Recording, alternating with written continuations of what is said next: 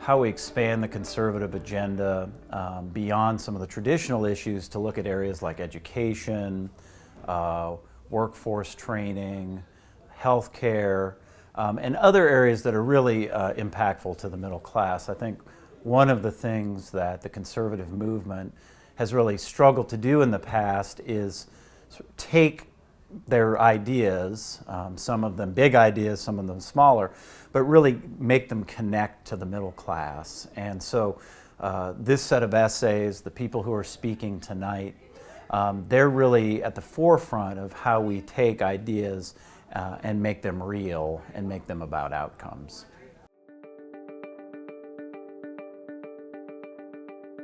Well, as everyone knows, we seem to do very well in the midterms, and then when we have a more national election, we have not performed as well in the past two presidential cycles. I think the room to grow effort is part of the broader notion that we as a Republican Party need to have a broader set of issues that are more connected to the middle class and that are tangible and actionable over time. And so I think that the midterms we will do well. I think I predict we'll have 245 members of the Republican House, and I think we'll have at least 51 Republican senators taking that majority. Now the question is what does that congressional majority do with that power, and how do we seek to pass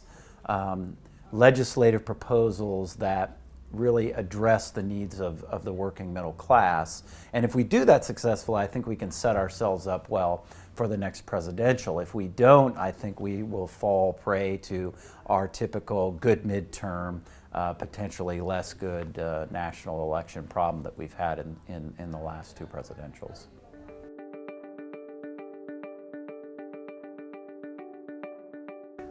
Typically,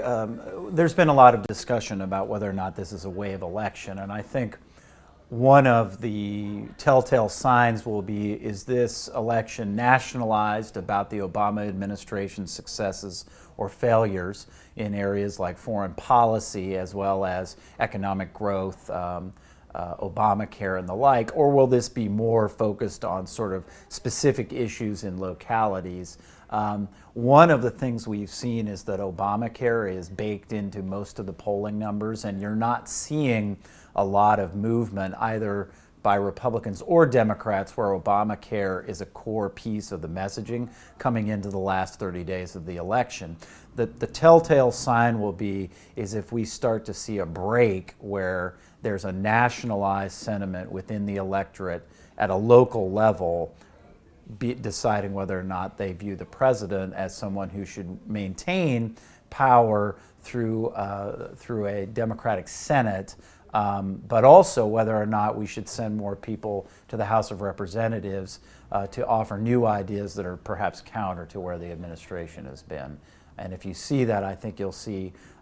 instead of maybe 7 to 10 seats in the House and 6 to 7 in the Senate, you could get as high as 8 or 9 in the Senate and potentially more than 11 in the House.